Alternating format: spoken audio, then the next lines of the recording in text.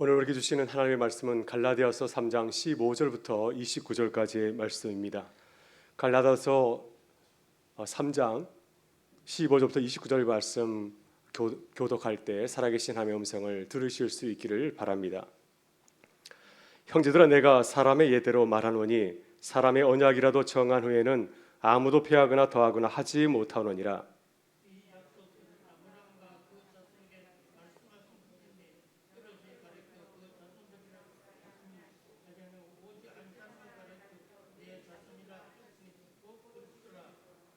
내가 이것을 말하노니 하나님께서 미리 정하신 언약을 430년 후에 생긴 율법이 폐기하지 못하고 그 약속을 헛되게 하지 못하리라.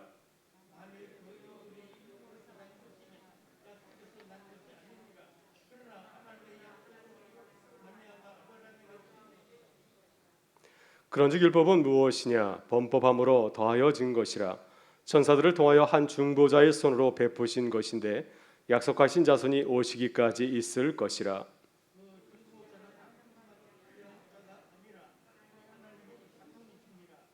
그러면 율법이 하나님의 약속들과 반대되는 것이냐? 결코 그럴 수 없느니라.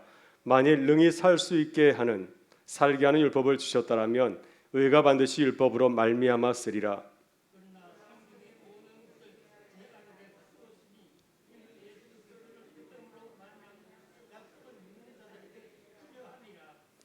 믿음이 오기 전에 우리는 율법 아래 매인 바 되고 계시될 믿음의 때까지 갇혔느니라.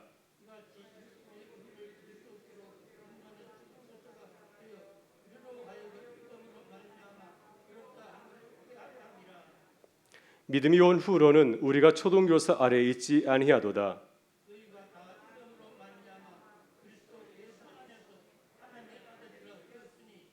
누구든지 그리스도와 합하기 위하여 세례를 받은 자는 그리스도로 옷 입었느니라.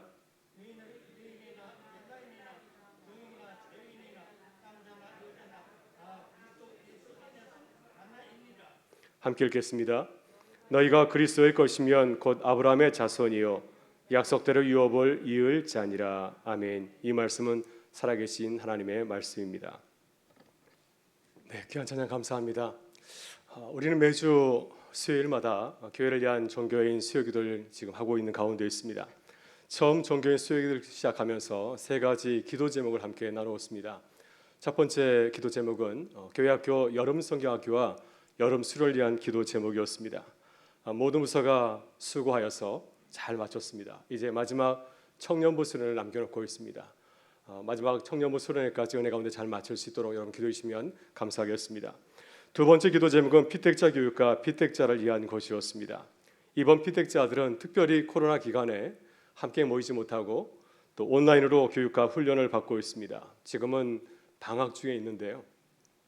특별히 여름 기간 동안에도 우리 모든 피택자들이 특별한 하나님의 은혜를 경험할 수 있도록 여러분 기도해 주시길 바라고요. 또 남아있는 이제 9월, 10월, 11월 교육 과정을 통하여서 교육 잘 받고 또 교회 좋은 일꾼으로 거듭날 수 있도록 기도해 주시면 감사하겠습니다. 마지막 세 번째 기도 제목은 교회 재촉을 위한 것이었습니다. 교회가 더운 여름 날씨 가운데서도 또 1인 시위를 다시 재개하기로 한 것은 그만큼 교회 상황이 불확실하고 어려운 가운데 있기 때문입니다. 그래서 앞으로 교회가 직면할 상황을 바라보면서 이 문제를 조기에 해결하기 위해서 이렇게 어렵게 1인 시위를 결정하게 되었습니다. 여러분, 교회가 함께 기도하고 또 함께 기도하는 가운데서 이 어려운 얘기를 잘 이겨나갈 수 있도록 함께 기도하는 교회가 될 수 있기를 바랍니다. 오늘 본문에서 갈라디아 교회는 어려움 가운데 놓여 있습니다. 갈라디 교회의 성도들 바울이 전하는 복음을 잊어버리고 또 거짓 교사가 전하였던 다른 복음을 이제 쫓아가고 있습니다.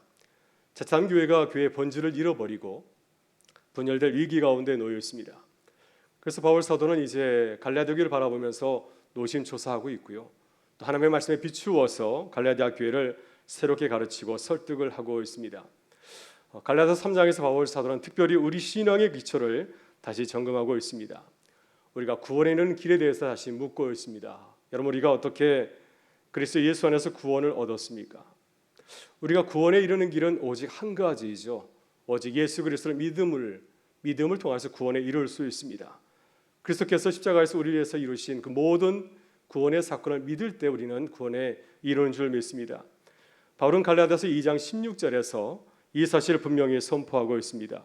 사람이 의롭게 되는 것은 율법의 행위로 말미암음이 아니요 오직 그리스도를 믿음으로 말미암는 줄 알므로 우리도 그리스도 예수를 믿나니 이는 우리가 율법의 행위로서가 아니고 그리스도를 믿음으로써 의롭다함을 얻으려 함이라. 율법의 행위로서는 의롭다 얻을 육체가 없느니라. 그러나 갈라디아 교회는 다르게 생각하였습니다. 하나님이 우리를 구원으로 인도하시는 이 믿음의 선물을 잊어버렸습니다.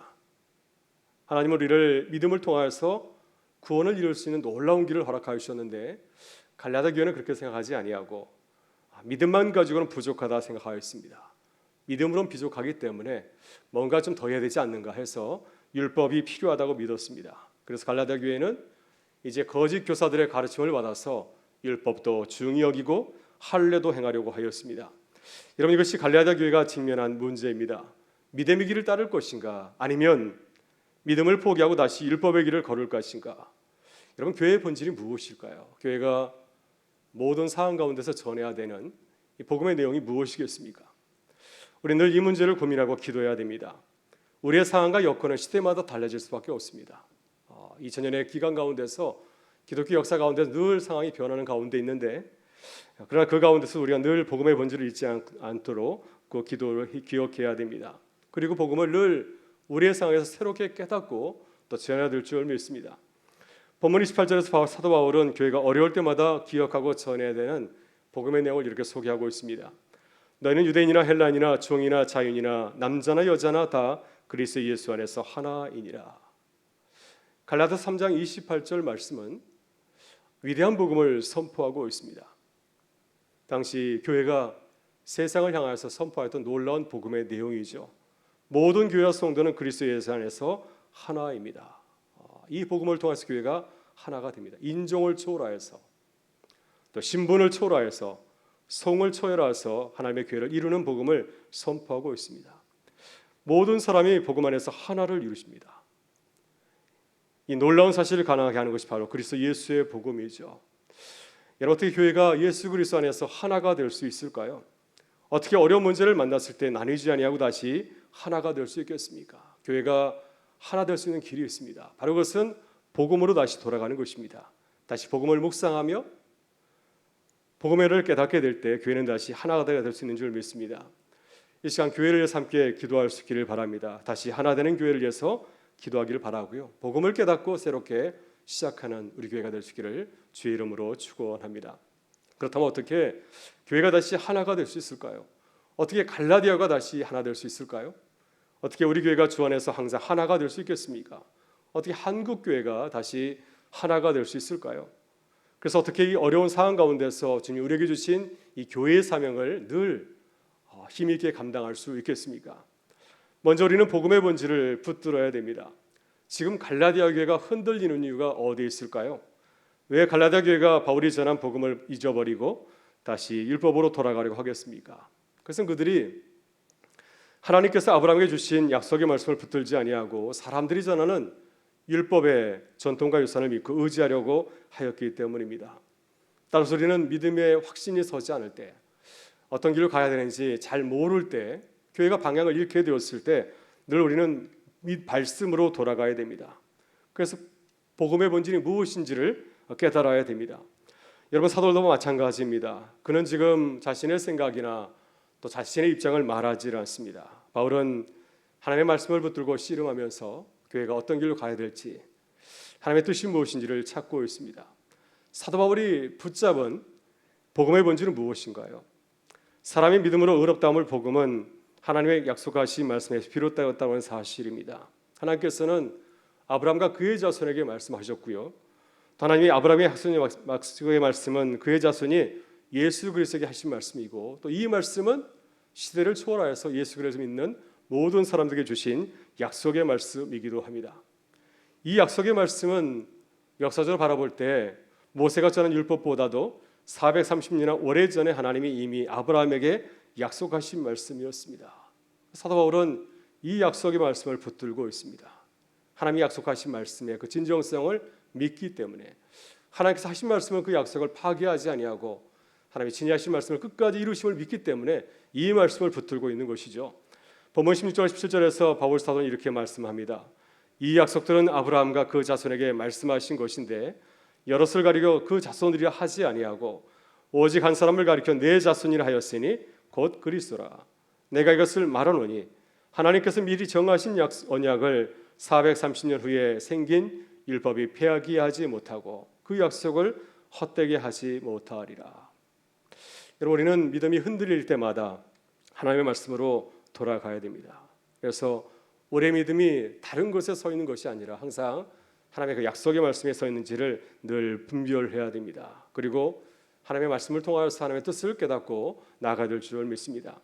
여러분, 사도 바울은 예수 그리스도 안에 나타난 믿음으로 의롭게 되는 길이 하나님이 약속하신 말씀인지를 다시 한번 묵상하고 새기어 보았습니다. 그리고 하나님께서 이 말씀을 아브라함에게 주신 말씀이라는 사실을 깨닫게 되었습니다. 또 하나님의 주신 이 약속의 말씀은 이스라엘 백성들에게 주신 그 율법의 말씀보다도 훨씬 이전에 주신 사실을 깨닫게 되었습니다. 그래서 바울은 분명한 확신과 믿음을 가지고서 내가 믿음을 말하는 것이 결코 헛된 것이 아니라 하나님이 친히 말씀하신 것이고 또한 율법을 주시기 430년 전에 주신 하나님의 말씀이라는 사실을 의심 없이 믿고 전한 것이었습니다. 이런 마태복음 20장을 보게 되면 우리가 잘 알고 있는 포도원 품꾼 비유가 나옵니다. 이 비유는 우리가 어떻게 주 안에서 구원의 은혜를 누리게 되는지를 잘 전하고 있습니다. 이 비유를 보게 되면 많은 품꾼이 나오게 되죠. 이른 새벽부터 포도원 문을 닫기 전 1시간 전에 온 품꾼까지 해서 여러 품꾼들이 나오고 있습니다. 품꾼들은 모두 포도원 주인이 불러서 이제 그 포도원에서 일하게 된 것이죠. 만일 포도원 주인이 그들을 부르지 않았다고 한다면 그들은 그를 일하지 못하여서 굶을 수밖에 없는 그런 일용직 노동자에 불과합니다. 참 가난한 자들이죠. 근데 그들이 이제 포도원에서 일하게 된 것은 전적으로 누구의 은혜입니까? 그들의 능력이 커서가 아니라 주인이 그들을 부르셨기 때문에 그 은혜 가운데서 포도원에서 일하게 된 것입니다. 이 사실을 기억해야 포도원에서 기뻐하고 감사하면서 일할 수 있지 않겠습니까? 내게 주신 일이 어떠하든지 또 내게 주인이 얼만큼 주는지 관계없이 내가 감사함으로 그 포도원에서 일할 수가 있습니다. 왜냐하면 그 주인의 은혜가 있었기에 내가 포도원에서 일하게 되었기 때문이죠. 그러나 가장 먼저 온 품꾼은 주인을 보고 불평하였습니다. 주인이 가장 나중에 온 품꾼에게도 자신과 똑같이 한 데나리온 하루 일당을 주었을 때 주인의 뜻을 이해하지 못하였습니다. 그래서 왜 자신에게 이만큼밖에 주지 않느냐고, 왜 더 많이 주지 않느냐고 그는 불평하고 원망하였습니다. 그는 주인의 일을 망각하였기 때문이죠. 복음의 핵심을 망각하였기 때문이었습니다.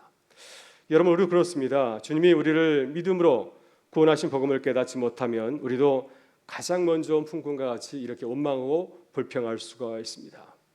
가장 먼저 온 품꾼이 자신의 행위를 주장하고 내세운 것처럼 우리도 내 것을 자랑하고 또 내 입장을 말하고 또 요구할 수가 있지 않겠습니까? 항상 주 안에서 복음의 본질을 새길 수 있기를 바랍니다. 십자가에서 주신 주님의 그 크신 은혜와 사랑을 늘 가슴에 새기고 또 감사하실 수 있기를 바랍니다. 그 상상 주면에 감사하고 주님을 따르는 교회가 될 수 있기를 주의 이름으로 축원합니다. 다음으로는 복음의 본질이 아닌 것을 내려놓아야 됩니다. 지금까지 갈라디아 교회는 신앙생활 잘하는데 거짓 교사를 내서 지금 이제 믿음을 버리고 율법으로 돌아가려고 하고 있습니다. 그들이 율법으로 돌아간 이유가 어디 있을까요? 복음의 본질이 아닌 것을 복음의 본질인 것으로 착각하였기 때문이었습니다. 여러분, 복음의 본질은 무엇인가요?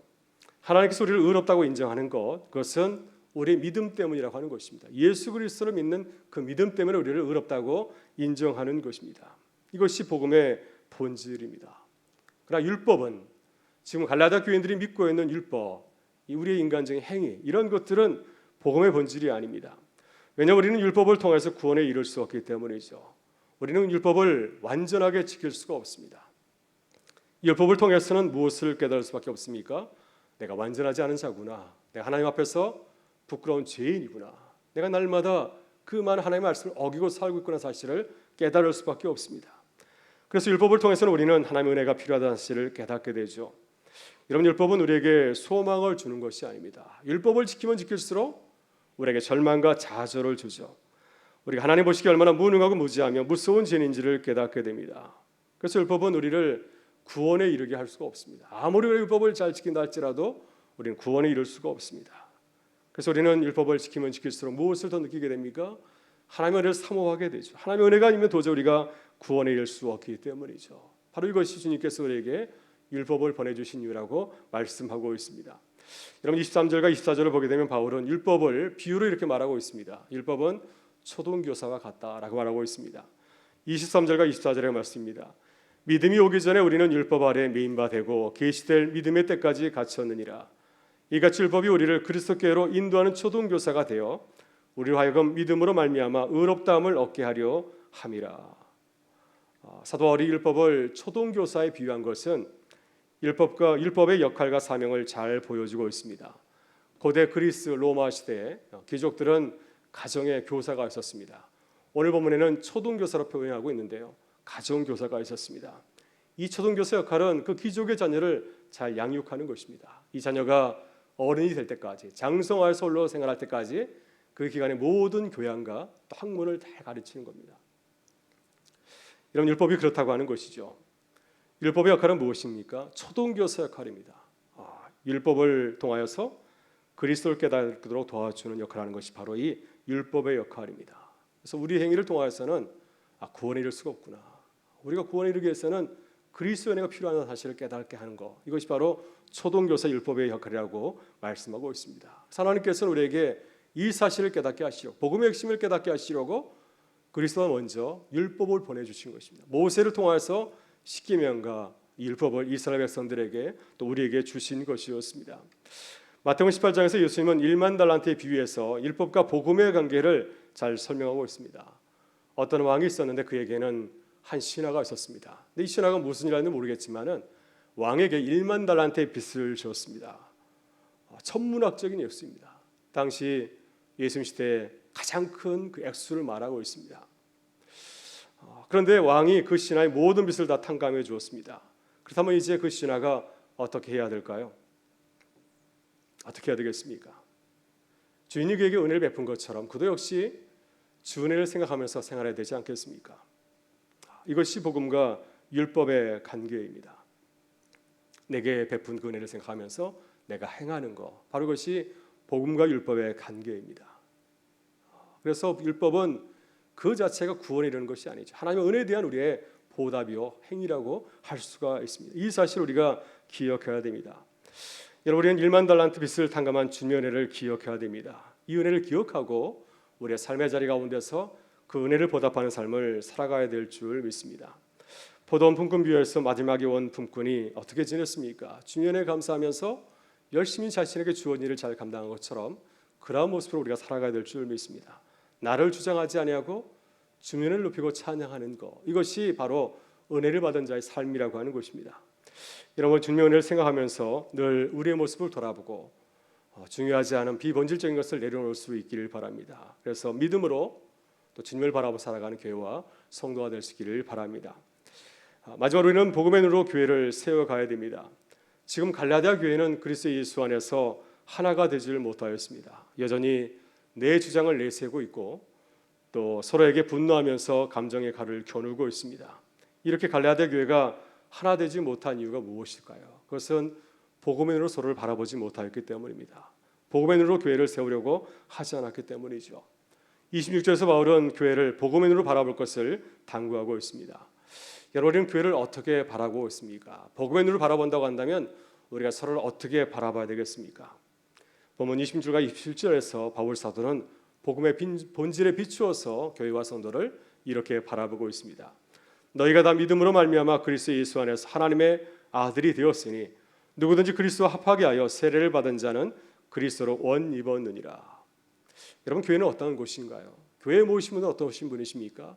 모두 믿음으로 하나님의 자녀가 된 자들이죠. 세례를 통해서 그리스도와 연합하였고 또 그리스도에게 속한 자가 되었습니다. 이것이 복음의 본질에 비춰볼 때 교회와 성도의 모습이라 할 수가 있습니다. 누구든지 믿음만 가지면 다른 조건이 필요하지 않습니다. 하나님의 자녀가 되는데 교회의 성원이 되는데 다른 조건이 필요하지 않습니다. 누구든지 믿음만 믿으면, 예수 그리스도를 믿으면은 하나님의 거룩한 자녀의 신분을 가질 수 있다고 하는 것입니다. 본문 28절과 29절에서 바울은 다시 복음의 눈에 비추어서 교회를 새롭게 세울 것을 우리에게 당부하고 있습니다. 28절과 29절의 말씀입니다. 너희는 유대인이나 헬라인이나 종이나 자인이나 남자나 여자나 다 그리스도 예수 안에서 하나이니라. 너희가 그리스도의 것이면 곧 아브라함의 자손이요 약속대로 유업을 이을 자니라. 십자가의 은혜를 믿고 고백하는 자는 모두가 그리스도 안에서 하나라고 하는 것입니다.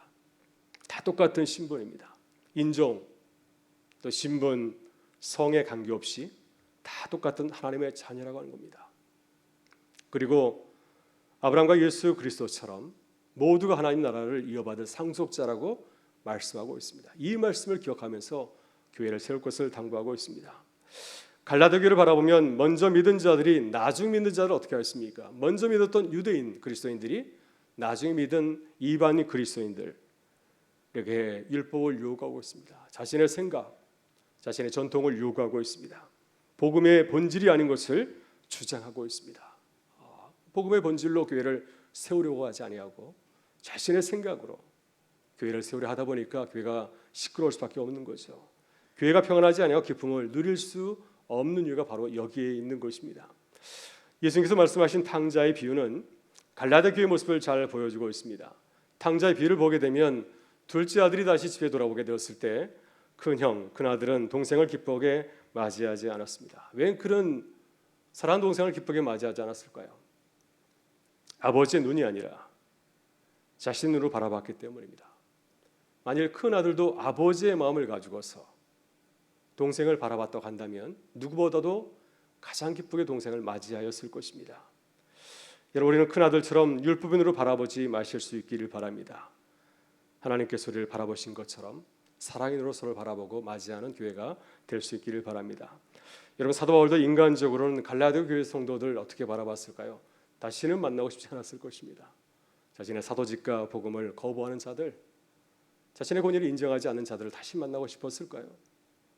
그러나 복음의 눈으로 그들을 바라봤기 때문에 다시 그들을 품을 수 있었고, 또 그들을 다시 하나님의 자녀로 바라보고 함께 교회를 세부하는 기쁨을 누릴 수 있었습니다. 여러분, 우리도 복음의 눈으로 교회를 바라보고 항상 교회를 세워가는 교회와 성도가 될 수 있기를 바랍니다.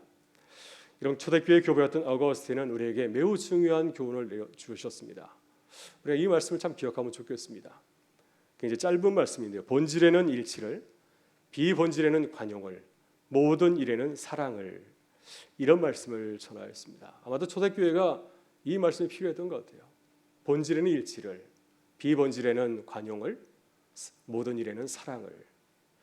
어거스틴이 오늘 말씀을 묵상하고 삶에 잘 적용한 것 같습니다. 복음의 본질은 항상 일치를 이루어야 됩니다. 모든 교회가 하나가 되어야 되는 거죠. 그러나 본질이 아닌 것은 이해하고 관용을 베풀어야 됩니다. 또 모든 일을 주님처럼 사랑으로 대하고 배려해야 됩니다. 그래야 교회가 아름답게 세워질 수 있지 않을까요? 이 시간 기도할 때 우리의 모습을 돌아보실 수 있기를 바랍니다. 복음과 코로나로 인해서 우리의 마음이 혹시 닫혀 있지는 않습니까? 율법으로 서로를 바라보고 있지는 않습니까?